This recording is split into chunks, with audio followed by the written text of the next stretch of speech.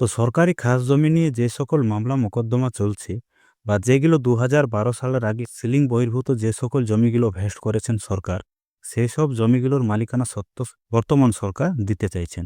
তো দেখুন, এটা হচ্ছে সেই অর্ডার কপিটি, যেটা কিন্তু নবান্ন থেকে দেওয়া হয়েছে। কিভাবে সেই জমিগুলো পাওয়া যাবে, তার কি কি প্রসেস রয়েছে বা কোন জমিগুলো আবার জমি মালিকদেরকে ফেরত দেওয়া হবে না, সেই পুরো গাইডলাইনটা এই অর্ডার কপিটাতে উল্লেখ করা রয়েছে। তো এই যে অর্ডার কপিটি রয়েছে সেটা আমি কিন্তু ইংলিশে রয়েছে, এটা আমি বাংলাতে কনভার্ট করে আপনাদেরকে দেখিয়ে দিচ্ছি। তো অবশ্যই ভালো লাগলে ভিডিওটি শেয়ার করবেন এবং চ্যানেলে নতুন হয়ে থাকলে অবশ্যই চ্যানেলটিকে সাবস্ক্রাইব করে রাখবেন।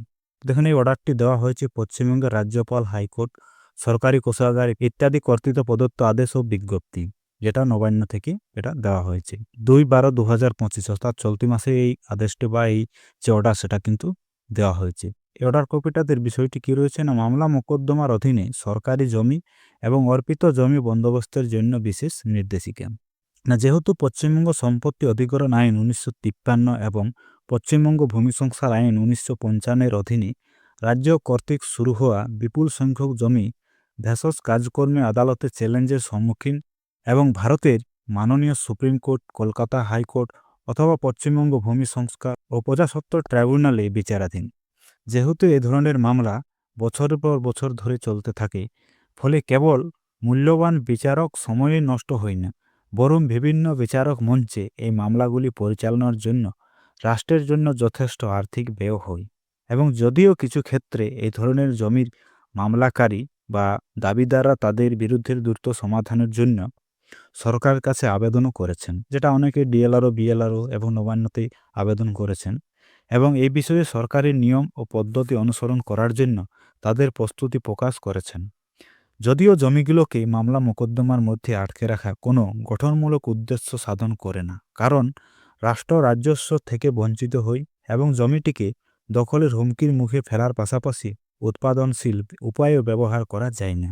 এবং যেহেতু রাজ্য সরকার এ ধরনের অনুরোধগুলি পরীক্ষা করেছে এবং জনস্বার্থে বিবেচনা করে এ ধরনের মামলা মোকদ্দমা আবেদনকারীদের জন্য রাজ্যের নিয়ম এবং দীর্ঘমেয়াদী জমি বন্দোবস্তের জন্য নির্ধারিত পদ্ধতি অনুসারে মামলা মোকদ্দমাধীন জমি নিষ্পত্তির জন্য সরকারের কাছে যোগাযোগ করার জন্য একটি সুযোগ দেওয়া উচিত। যে সকল জমিগুলো অকাজে অবস্থায় পড়ে রয়েছে, যাতে সেই জমিগুলো আবার ব্যবহারযোগ্য জমি হয়, তার জন্য সরকার একটি ব্যবস্থাও করছেন। যা এই ধরনের ব্যবস্থা সরকারের মামলা মোকদ্দমার খরচ কমাবে এবং ভূমি বন্দোবস্ত থেকে রাজ্যের জন্য রাজস্ব আয় করবে। একই সাথে এটি উৎপাদনশীল ব্যবহারের জন্য জমির বিশাল অংশ মুক্ত করবে, যার ফলে রাজ্যের আরও বিনিয়োগ এবং দ্রুত আর্থসামাজিক বৃদ্ধি ঘটবে। অর্থাৎ যে সকল সরকারি জমিগুলো নিয়ে বিভিন্ন কোর্টে মামলা চলছে, সেই জমিগুলো যদি আবার জমি মালিকদেরকে মালিকানা সত্ত্ব দেওয়া হয়, তাহলে কি হবে, সরকারের যেমন আয় হবে, তেমনি সে জমিগুলোতে আবার উৎপাদন বাড়বে এবং তাতে অর্থনৈতিক উন্নতি হবে। তারপর দেখুন নিচে সেই সরকারি বিধান বা কি আইন মোতাবেক জমিগুলো বন্দোবস্ত করা যেতে পারে, সেই বিষয়টি নিচে উল্লেখ করা রয়েছে। না, পশ্চিমবঙ্গ সম্পত্তি অধিকার আইন ১৯৫৩ ধারা, পশ্চিমবঙ্গ সম্পত্তি অধিগ্রহণ বিধি ১৯৫৪ রয়েছে, পশ্চিমবঙ্গ ভূমি সংস্কার আইন ১৯৫৫ এর ধারা ৪৯ এবং ধারা ৫২ রয়েছে। তারপর রয়েছে পশ্চিমবঙ্গ ভূমি ও ভূমি সংস্কার ম্যানুয়াল ১৯৯১। তারপর দেখুন রয়েছে রাজ্যের জমি বরাদ্দ নীতি ২০১২ এর। সকলের জন্য সমান সুযোগ প্রদানের লক্ষ্যে সরকার জনস্বার্থে মামলা মোকদ্দমা অধীনে সরকারি বা অর্পিত জমি বন্দোবস্তের জন্য নির্দেশিকা প্রণয়ন এবং ন্যায্য ও স্বচ্ছ পদ্ধতিতে এই ধরনের বন্দোবস্তের পদ্ধতি নির্ধারণ করা প্রয়োজন বলে মনে করেন। তো তাই রাজ্য এই ধরনের বরাদ্দের জন্য নিম্নলিখিত নির্দেশিকা ও নীতিমালা জারি প্রস্তাব করেছে। কি রয়েছে?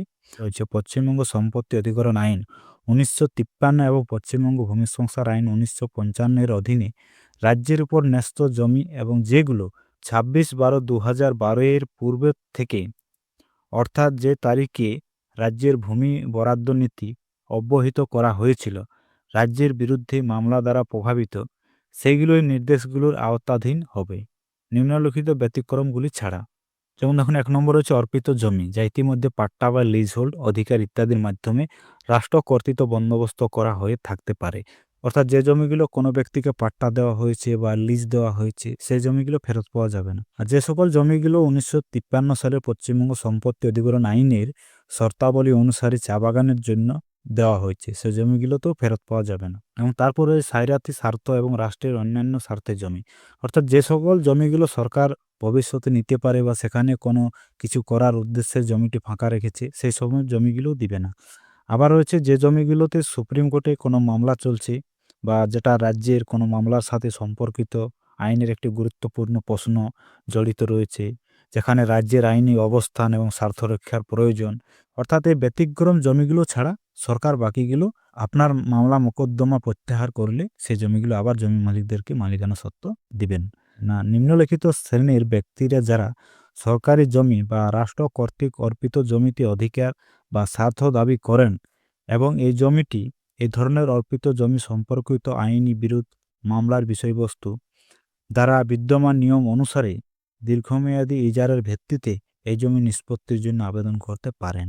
অর্থাৎ উপরে এই যে ব্যতিক্রম জমিগুলো ছাড়া যেগুলো অন্য কাউকে পাট্টা দেওয়া হয়েছে বা কাউকে লিজ দেওয়া হয়েছে বা যে জমিগুলো সুপ্রিম কোর্টে কোনো মামলা চলছে, যে জমির মামলাটি রাজ্যের বিভিন্ন আইনি রক্ষার স্বার্থে প্রয়োজন, সেই সকল জমিগুলো ছাড়া বাকি যে জমিগুলো রয়েছে সেগুলো সরকার দীর্ঘমেয়াদী ইজারা বা লিজের ভিত্তিতে সরকার সেই জমি মালিকদেরকে দিতে পারে। এবং কিভাবে সরকার সেই জমিগুলোতে লিজ দিতে পারে বা কি হারে দিতে পারে সেটাই কিন্তু এই পয়েন্টগুলোতে উল্লেখ করা রয়েছে। এগুলো আপনারা চাইলে ভালোভাবে দেখে নিতে পারেন। সেই যেমন দেখুন এখানে রয়েছে ৯৯ বছরের জন্য যদি লিজ আপনাকে দেওয়া হয়, তাহলে বর্তমান বাজার মূল্যের ৯৫% হারে সালামি এবং ০.০৩% হারে বার্ষিক ভাড়া আদায় আপনাকে দিতে হবে। আরও রয়েছে যে ৩০ বছরের জন্য আপনি লিজ দেন তাহলে কত হারে আপনাকে সালামি লাগবে, দেখুন এখানে রয়েছে বর্তমান বাজার মূল্যে ৪০% হারে সালামি আপনার কত লাগবে, ৪%। লিজ দেওয়ার যে নিয়ম বা যে কী শর্ত সাপেক্ষে আপনাকে লিজ দেওয়া হবে সেই পয়েন্টগুলো কিন্তু এক এক করে উল্লেখ করা রয়েছে। এরপরে এখানে নিচে দেখুন রয়েছে ৫ নম্বর পয়েন্টটাতে বিভিন্ন আদালতে সরকারের বিরুদ্ধে সকল আদালতের মামলা প্রত্যাহার বা নিষ্পত্তি এবং আদালতের আদেশ জমা দেওয়া, যাতে এই ধরনের কার্যক্রম প্রত্যাহারের অনুমতি বা নিষ্পত্তি রেকর্ড করা হয় এবং একটি হলফনামা ক্ষতিপূরণ বন্ড সহ উল্লেখ করা হয় যে সংশ্লিষ্ট জমি সম্পর্কিত কোনো আইনি ফোরামে সরকারের সাথে কোনো মামলা বিচারাধীন নেই। অর্থাৎ ২০১২ আগে সরকার তো আপনার জমিগুলো সিলিং বহির্ভূত হিসেবে জমিগুলো ভেস্ট করেছে। এরপর আপনি সেই জমিগুলো নিয়ে বিভিন্ন কোর্টে আপনি মামলা করেছেন, তাহলে আপনার কি করতে হবে, সেই মামলাটি প্রত্যাহার করতে হবে এবং তার জন্য আপনাকে একটি লিখিতও দিতে হবে যে আপনার সেই জমি নিয়ে আর সরকারের কাছে কোনো বিচারাধীন নেই। তাহলে এই যে ব্যবস্থাগুলো রয়েছে ৩০ বছর বা ৯৯ বছরের যে লিজ বা যে মালিকানা সত্ত্ব দেওয়ার যে নিয়ম, সেই নিয়ম অনুযায়ী আপনি সেই সম্পত্তি চাষ বা বসবাসযোগ্য হিসেবে আপনি সেই জমিগুলো ব্যবহার করতে পারবেন।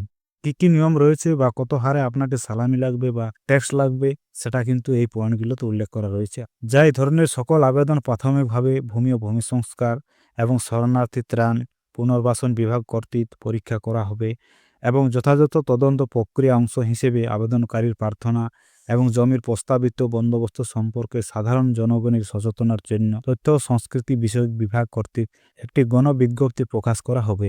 তারপর সবকিছু ঠিকঠাক থাকলে আপনাকে ৩০ বছর বা ৯৯ বছরের যে মালিকানা সত্ত্ব সেটা আপনাকে দেওয়া হবে।